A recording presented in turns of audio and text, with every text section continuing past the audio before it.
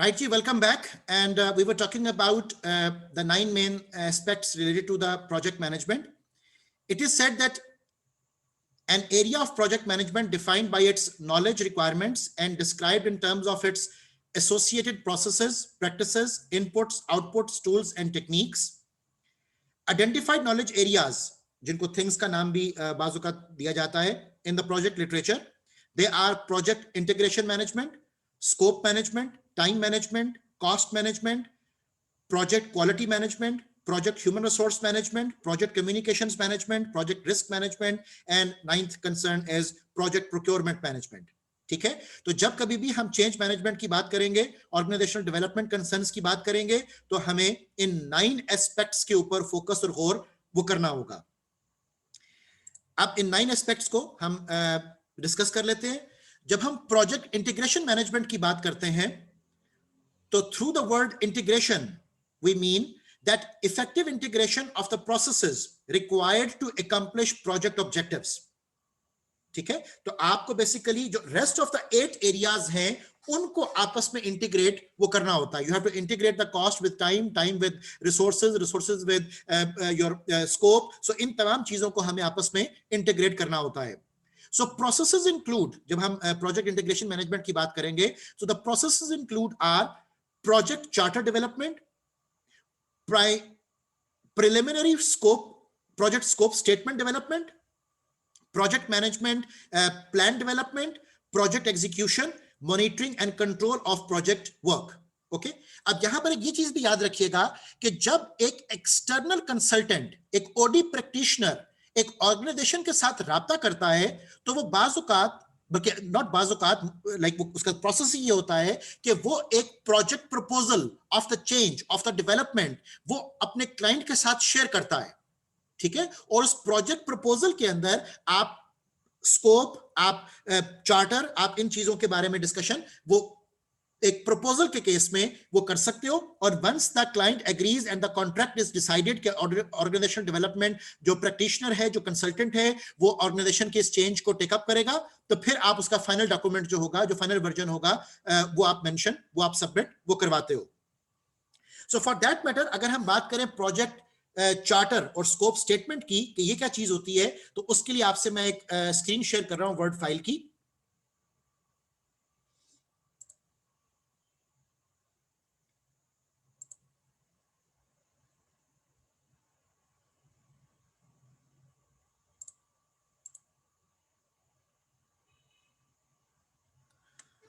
Okay, please देखिएगा, ये project charter and project scope आपको मैं एलैबोरेट करना चाह रहा हूं कि ये क्या हम किस तरीके से इसको एलैबोरेट करते हैं.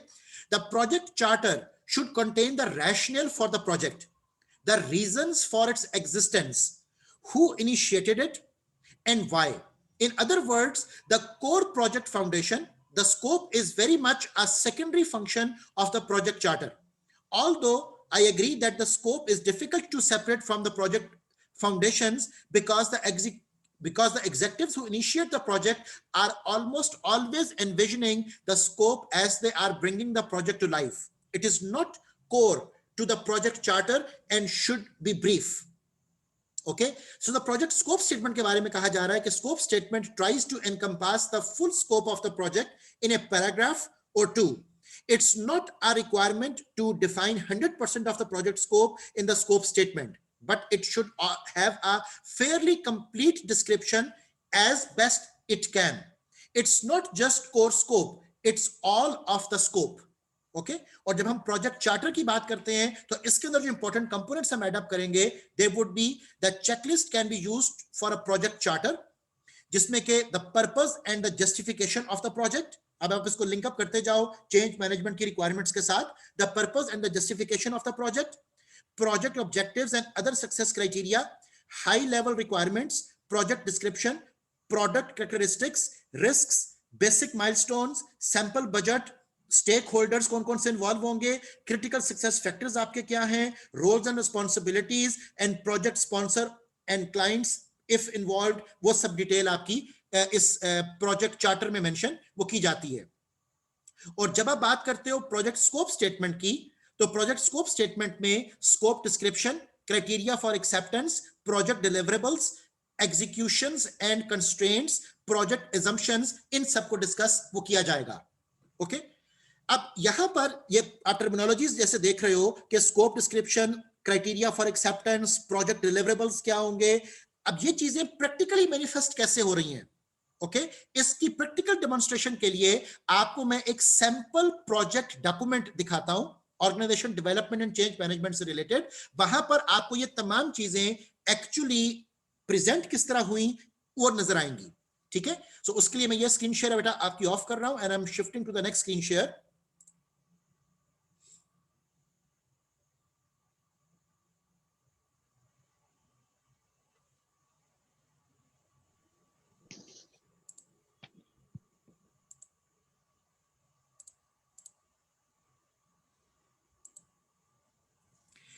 जी ये देखिए, अब आपके सामने मैं एक ऑर्गेनाइजेशन डेवलपमेंट प्लान शेयर कर रहा हूं।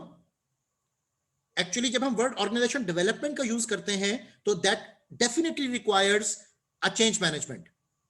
ठीक है, सो ऑर्गेनाइजेशन डेवलपमेंट प्लान्स, उसका टेम्पलेट मैं आपसे शेयर कर रहा हूं। इस टेम्पलेट की मेन हेडिंग्स को देखिएगा, इसको हम दोबारा डिटेल में डिस्कस करेंगे जब हम ऑर्गेनाइजेशन डेवलपमेंट के टॉपिक पे पहुंचेंगे। यहां पर देखिएगा पर्पस ऑफ दिस डॉक्यूमेंट, यहां से बात शुरू हुई, brief history, mission, vision, unique value propositions, strategic priorities, role and responsibility of the organization development program, उसके बाद environmental conditions, strength, weaknesses, opportunity, threats analysis, development priorities, key constituents के जो जो उसमें लोग शामिल हैं, उसके बाद development audit, development tactics, timeline, financial projections, additional resources needed, इन सब के ऊपर बात वो की गई। इसका एक और टेम्पलेट मैं आपसे शेयर करता हूं जिसमें कि डिलीवरेबल्स का जिक्र भी वो हमारे साथ किया जा रहा होगा। उन डिलीवरेबल्स के लिए कि डिलीवरेबल्स की डिटेल कैसे मेंशन की जाती है, एक जब आप कंसल्टेंट और क्लाइंट रिलेशनशिप में जाते हो,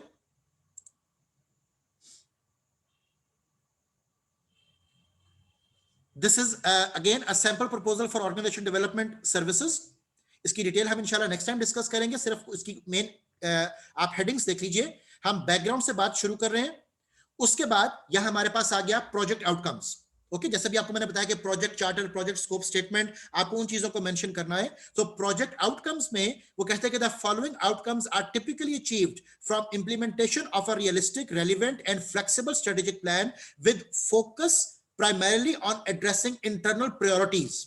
अब इंटरनल प्रायोरिटीज में effective board governance including oversight and operations, clear delineation and coordination of board and employee roles and etc. ठीक है, उसके बाद initial project activities and deliverables, इसके ऊपर बात की जाती है। After discussing initial project activities and deliverables, फिर हम प्रोजेक्ट वर्क प्लान के ऊपर आते हैं। प्रोजेक्ट वर्क प्लान में ongoing coaching for change management and learning, उसमें organisational assessment and development planning phase 1, phase 2 में develop plan for strategic plan, उसके बाद फेज 3 में identification of strategic goals and objectives, उसके बाद फेज 4 में action plans to implement strategic plan, phase 5 में development and approval of strategic plan document, then approaches to evaluating project, उसमें focus of evaluation plans, और likewise ये document आपका वो चलता रहेगा, उसमें आपका टाइमलाइन, उसमें आपकी सारी डिटेल वो डिस्कस की जाएगी, रिसोर्स एलोकेशंस के ऊपर बात की जाएगी, कंडीशंस एंड कंस्ट्रेंट्स के ऊपर बात की जाएगी। So this is how technically speaking एक कंसल्टेंट जब एक क्लाइंट के साथ राब्ता करता है for taking up the project of change management और ऑर्गेनाइजेशनल डेवलपमेंट, तो this is how that document needs to be developed. No doubt कि इसका जो पहला स्टेप होगा that would be the proposal submission. Once the proposal is agreed, आपसे मैं discuss करूंगा अपने नेक्स्ट सेशन में कि प्रपोजल आप कैसे डेवलप करोगे और प्रपोजल के कंटेंट्स क्या हैं और प्रपोजल को आपने एग्रीनेस में कैसे लेकर जाना है। सो वहां से यू शुड बी नोइंग कि आपके लिए प्रोजेक्ट मैनेजमेंट की जो डिटेल है वो अवॉइड करना पॉसिबल वो नहीं होगी। ओके, सो आप दोबारा यहां फर्स्ट फंक्शन पर आइएगा, प्रोजेक्ट इंटीग्रेशन मैनेजमेंट की हम बात कर रहे हैं। आपको मैंने डिफरेंट डॉक्यूमेंट्स दिखाए जिसमें के processes include project charter development, preliminary project scope statement, उसके बाद project execution, monitoring and control of project work, ये सब चीजें डिस्कस की जाती हैं। The second knowledge area is project scope management.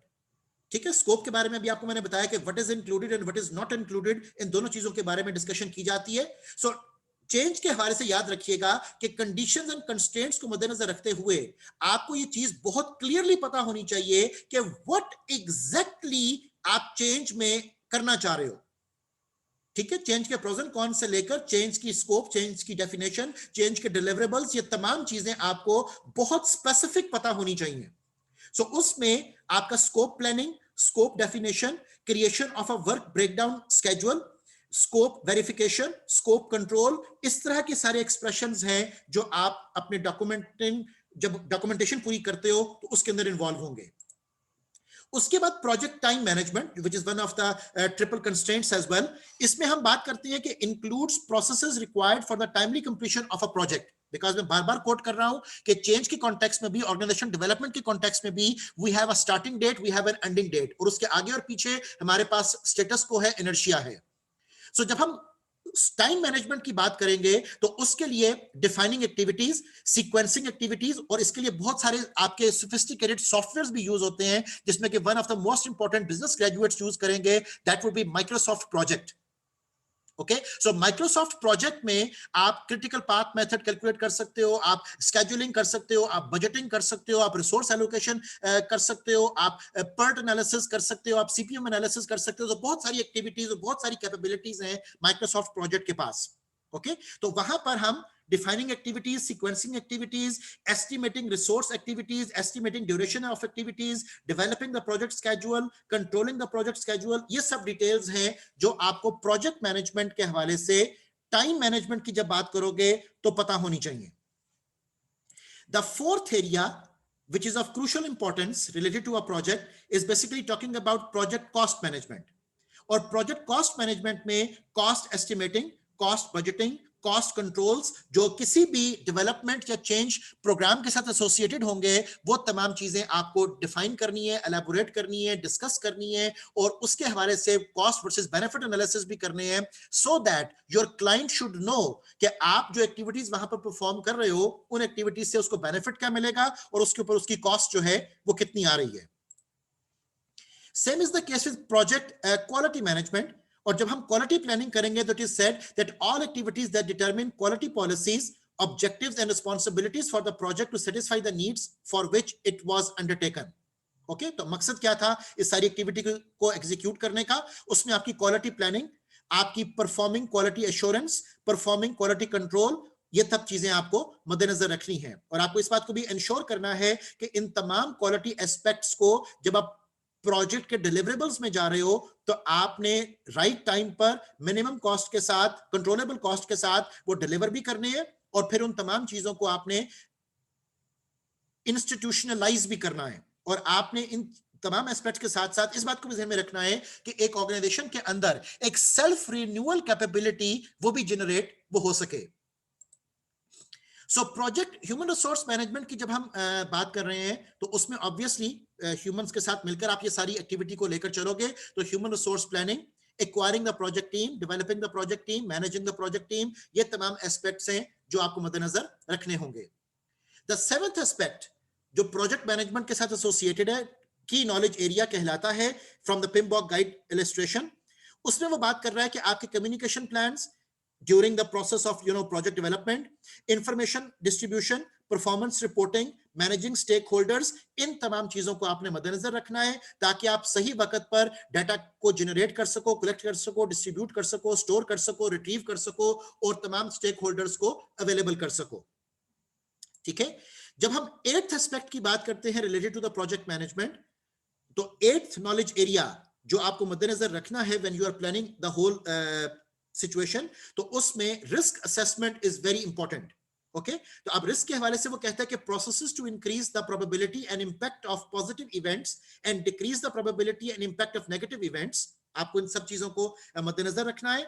और उसमें जो प्रोसेसेस आपके इन्वॉल्व होंगे, that would be including risk management planning, risk identification, qualitative risk analysis, quantitative risk analysis, risk response planning, risk monitoring and control, इन तमाम चीजों को मद्देनजर वो रखा जाता है। और टेक्निकली स्पीकिंग जो आपका ओडी प्रैक्टिशनर होता है वो इस बात को इंश्योर करता है कि एक जो प्रपोजल उसने सबमिट करवाया उसमें इन तमाम चीजों को एड्रेस किया जाए, ताकि क्लाइंट के जहन में भी एक क्लैरिटी क्रिएट हो सके कि जिस चेंज मैनेजमेंट एंड जिस ऑर्गेनाइजेशन डेवलपमेंट पर्सपेक्टिव को हम लेकर चलना चाहते हैं, that is in the right hands. जब हम 9th एस्पेक्ट की बात करेंगे, so that will be focusing upon project procurement management. ठीक है, कि उस चेंज के हवाले से, उस डेवलपमेंट के हवाले से आपके जितने भी परचेज एंड प्रोक्योरमेंट एस्पेक्ट्स हैं, उन सब चीजों को आपने मद्देनजर रखना है। So processes to purchase, acquire the product, services or results needed to perform the project work, which is in our case इस वक्त जो हम डिस्कस कर रहे हैं कि वो एक चेंज मैनेजमेंट प्रोग्राम होगा।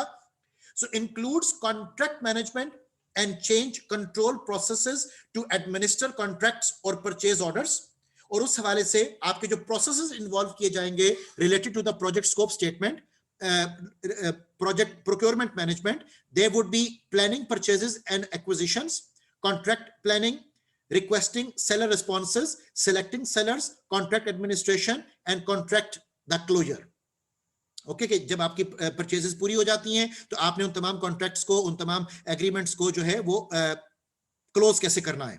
ओके, सो याद रखिएगा कि इन 9 कंटेंट्स, इन 9 नॉलेज एरियाज को मद्देनजर रखकर आप एक प्रोजेक्ट प्लानिंग करते हो, और कोई भी चेंज मैनेजमेंट और ऑर्गेनाइजेशन डेवलपमेंट जो प्रोग्राम होगा वो एक्चुअली टेकअप किया जाता है एज अ प्रोजेक्ट।